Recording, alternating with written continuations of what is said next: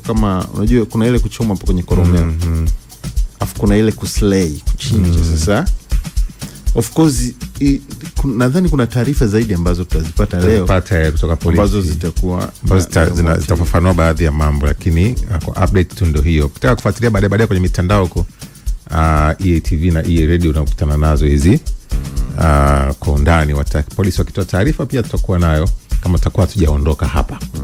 Morning Express. Haya bana, bado tupo sisi mpaka 3 kamili za asubuhi. Godfrey Mchungu pia yupo hapa. Tunakwenda mpaka 3 kamili za asubuhi. Bwana, jana ulifanyika mkutano wa TCD, kituo cha demokrasia ambacho kwa wale ambao wafahamu mwenyekiti wake ni Tundu Lissu.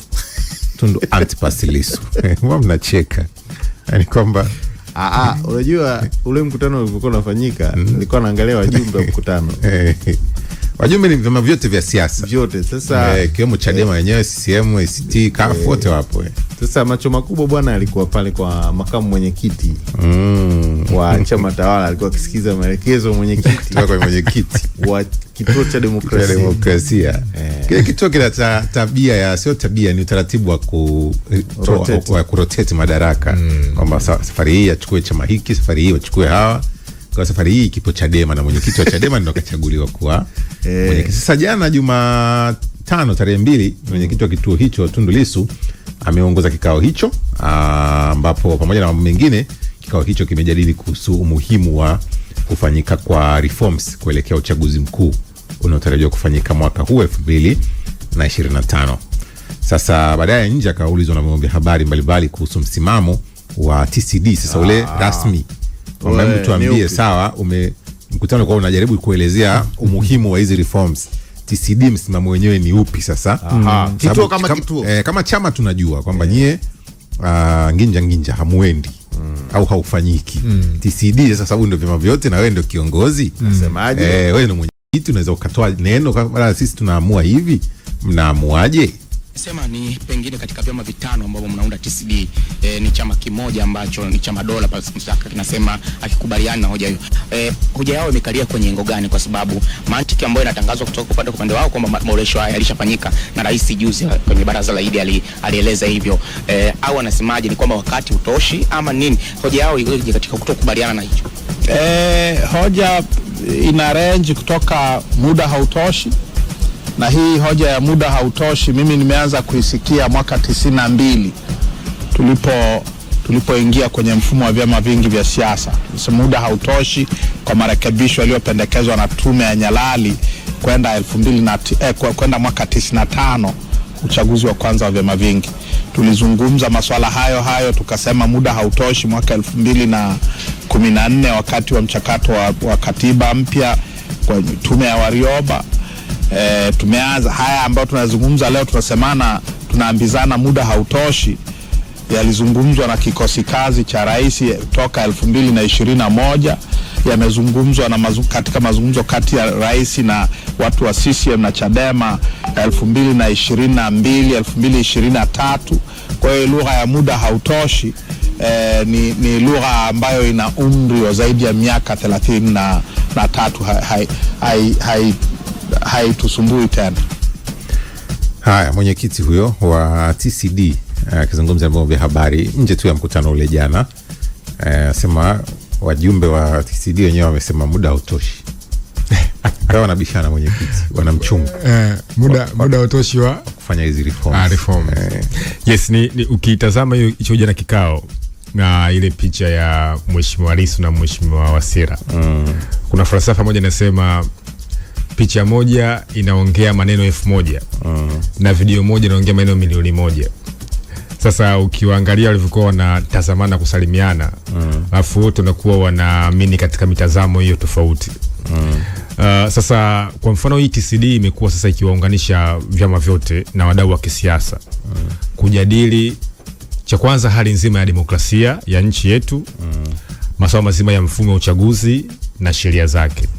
Sasa kwa kikao cha jana ukitazama na kama umefuatilia, ni kwamba hoja kubwa ilikuwa ni hiyo hoja ya kujadili namna uchaguzi ulivyokuwa wa serikali za mtaa na mwelekeo wa uchaguzi mkuu wa mwaka 2025.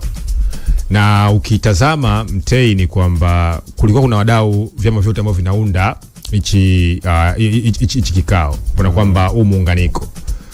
Na hivi vyama sasa kuna mambo wanakutana kama vyama, kuna kwamba muunganiko wao wa TCD, hiyo hali ya demokrasia, kwa sababu tunapozungumzia mfumo wa demokrasia hatuwezi kuzungumza wala kuacha dhana nzima ya mfumo wa vyama vingi ambayo ndio inajenga hiyo ujenzi wa demokrasia. Lakini tunapozungumzia demokrasia kama TCD ndo kazi yake maalum, hatuwezi kuzungumzia masuala mazima kwa mfano ya transparent, kwa kwamba uwazi, ndio masuala mazima ya accountability, kwa mfano ya hizi tume na taasisi. Hatuwezi kuzungumza namna gani sasa kama vyama vya siasa vinaweza vikafanya uchaguzi wa huru na haki, wanasema free and fair election. Sasa kumbuka hichi kikao wadau wote wa siasa ambao ni vyama wamehudhuria, lakini ndani ya hiki kikao kuna hiyo mitazamo na minyukano tofauti. Sawa? Yani kwa mfano ukiangalia Chadema wao hiyo wanasema hakuna mabadiliko, hakuna uchaguzi. Sawa? Au ACT Wazalendo nao wamekuja na hiyo slogan yao mpya, Operation Linda Demokrasia. CCM wanasema utu na kazi, si ndio? Na vyama vingine vingi wamesema vitashiriki. Sasa hii TCD sasa ndio inafanyia platform. Nilisema jana hapa kwamba vyama vya siasa, unajua ili uweze kufanya siasa lazima uweze kuzungumza. Kama uweze kuzungumza, hauwezi kufanya siasa na uwezi kuwa mwanasiasa. Yani siasa inahitaji ni mchezo wa mazungumzo. Sawa? Kwamba mkae, mkutane, mjadili. Of course ni kwamba kuna kama vyama nyewe kuna mahali ambapo mnakuwa mnatofautiana. Si ndio? Katika kutazama yale mambo. Lakini siasa inahitaji wadau wa siasa muweze kuzungumza. Sasa kuna mifumo ya kidemokrasia, wadau wa siasa wakubwa ni vyama vya siasa, kwa sababu wao kwa sheria zetu hauwezi kuwa kiongozi kwa mfano wa nafasi ya urais, ubunge au diwani, unahitaji kuwa mwamvuli wa chama. Sisi huko hatuna hii private candidate. Sawa? Yaani unahitaji uwe Chadema, uwe CCM, uwe CUF, uwe ACT Wazalendo, uweze kupata platform mwamvuli wa chama. Kwa nchi ambazo zimestarabika na zimeendelea, Mtei kama unaweza kugombania kuna hiyo fursa ya mgombea binafsi. Sawa, nenda kwa Marekani kwa mfano, nenda kwa Ujerumani, wana hizo fursa. Sasa kwa sababu hawa TCD wadau wao wakubwa ni vyama vya siasa, ambao vyama vimekuwa vina milengo tofauti kuelekea uchaguzi mkuu. Sasa wanapokutana kama vyama, cha kwanza inapunguza tension na mivutano, kwa sababu mwanzo kumbuka Lissu alisema kwamba hawana muda kuzungumza na makamu mwenyekiti. Si ndio? Lakini makamu mwenyekiti akasema waje tuzungumze. Sawa, tukae tuzungumze. Of course ni kwamba kulikuwa kuna maridhiano huko nyuma kati ya Chadema na CCM. Si ndio? Kikosi kazi walikuwa wanafanya maridhiano, lakini kuelekea uchaguzi mkuu kumbuka chama kikuu cha upinzani wana hiyo hoja kwamba hawawezi kushiriki. Sasa TCD kukutana kama hivi, na tunaziona picha kama nilivyosema mwanzo kwamba picha moja inazungumza maneno 1000, video moja inazungumza maneno milioni 1. Wanapokutana ni wakati sasa wa pale mwenye makamu mwenyekiti Mheshimiwa Wasira atatoa hizo hoja zake, kwani tushiriki katika uchaguzi. Amezungumza hapo hoja kwamba hatuna muda. Sawa, ni kweli muda hatuna, kwa sababu bunge linavunjwa mwezi wa 6, mwezi wa 7. Si ndio? Na ili uweze kupitisha reform ambazo wanazitaji Chadema, inahitaji vile vile hizo sheria zipelekwe bungeni. Sawa, ili kupata mchakato. Maana yake option pekee ya kutekeleza ambacho wanataka Chadema ni kuahirisha uchaguzi. Sasa hoja msingi ambao ukisikiza hoja ambao wanasema kwamba hatuna muda. Sawa, hatuna muda kwa sababu yani time frame ambayo imebaki ya kuvunja bunge. Sawa, time frame ambayo imebaki ya tume kuandaa mchakato wa uchaguzi. Sawa, hilo zoezi kwa mfumo la uandikishaji, umeona, na kuelekea uchaguzi mkuu, ndio hoja kwamba hatuna muda. Sasa hawa kumbuka wanasema hatuna muda, hawa wanasema kwamba tuna uwezo wa kusogeza mbele uchaguzi. Sawa, sasa kuna historia yetu, kwa mfano tuna hiyo historia ya kusogeza mbele uchaguzi. Utazama tangia tumerudi kwenye mfumo wa vingi mwaka 95. Umeona historia kwa mfano inakuwa haipo. Sasa mnapofanya siasa vile vile kuna dhana inaitwa tunasema collective bargaining, yani lazima muweze kukubaliana. Sawa, hata kama mnatofana kifikra, kwa maana kwamba sasa tunaingia kwenye uchaguzi, mnatuhakikishia sawa hayo mazingira yatakuwepo, kwa sababu kumbuka hatuna muda. Lakini je, hiyo mifumo inatuhakikishia sawa, ndio hoja hiyo ya Chadema. Kwa unaweza kusema kwamba kwa wao kukutana kama wadau wa vyama vya siasa ni hatua nzuri sana, lakini vile vile kwa sababu ya hizo taratibu zao, utamaduni, unahitaji mwenyekiti ambaye ni mwenyekiti wa tume ya TCD kuweza kukutana na wenzake. Kwa sasa hoja ya watu kuzungumza kwenye siasa huwa haiepukiki. Hata kama kuna watu ambao wewe au unatofautiana nao au amuone katika kile ambacho unaona sawa. Sawa bana, na leo pia Chadema wanakutana sasa na wale wa tiania. Ndio tarehe 3 wanakutana na wale wa tiania wa nafasi mbalimbali ambao Chadema chama kimewaita kuzungumza nao, na mbona taarifa yao inasema mwenyekiti pia atatoa hotuba kwenda kwa watiania hao. Wanakutana Dar es Salaam hapa makao makuu ya Chadema, na ni mkutano ambao unatarajiwa kuvutia kwa sababu ndio utakaoonyesha picha ya halisi, wanachokihubiri Chadema kama kinawaingia watu wanaotaka ubunge na udiwani. Unaweza kuwa na ubiri afu kumbe wanaosikiliza wanataka kuja kukosoa.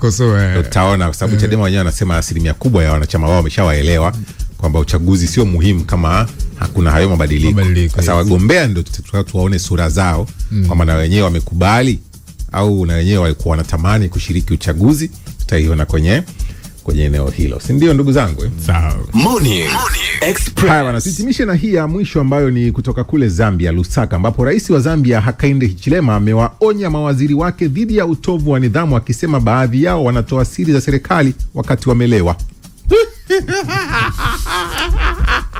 Mimi nakwambia, sikiliza, mimi jana nimesaini mkataba huo, tunakwenda una 10%, unapata 10%. Rais mwenyewe kachukua 5%. Wewe binafsi. Kwa rais anasema bwana, mawaziri wake wengi baadhi wanatoa sana siri za serikali yake wakiwa wako njui. Juzi kati aliopiga biti mawaziri walikuwa wanasinzia sana. Anasema kutaka kwenye vikao bwana wanapiga sana usingizi. Sasa Mheshimiwa Hichilema amesema pia wanasinzia wakati wa mkutano ukiendelea. Hichilema ameanza kuiona joto ya jiwe ya utawala. Unajua ni kati ya watu ambao waliingia kwa nguvu sana, punguza mishahara, kataka magari yale, punguza matumizi, wananchi wakampenda, kwenye mafuriko wanakwenda na nini. Sasa ameanza kuona, unajua kati ya jambo